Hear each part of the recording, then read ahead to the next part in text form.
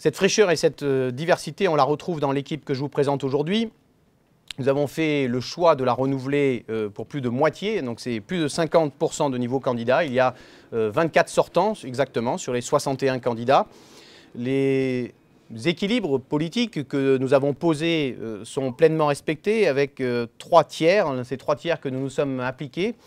Le premier tiers, celui des citoyennes et citoyens qui s'engagent pour Grenoble, sans étiquette partisane. Un deuxième tiers, ceux des mouvements politiques qui étaient déjà présents en 2014.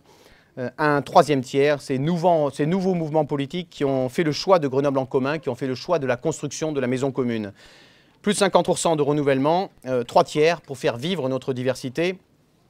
Cette diversité, on la retrouve aussi dans l'amplitude d'âge des présents. Notre liste va de 18 ans à 93 ans.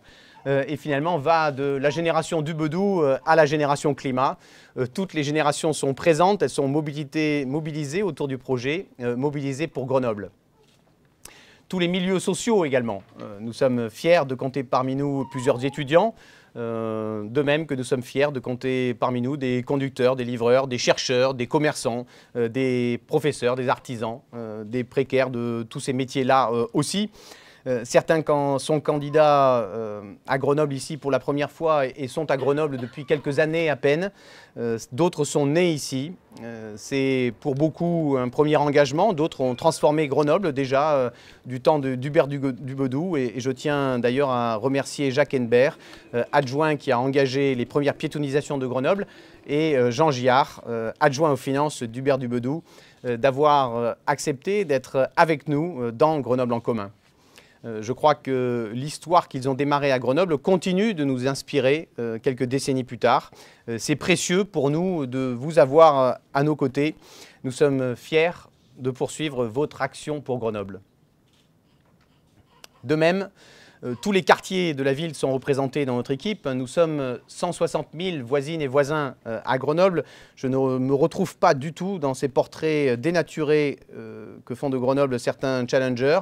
Oui, évidemment, comme dans toutes les grandes villes, Grenoble connaît des tensions, des fractures, mais non, il n'y a pas plusieurs Grenoble. Celui des étudiants qui serait différent de celui des aînés, celui du Nord qui serait différent de celui du Sud, celui des piétons qui serait différent de celui des automobilistes.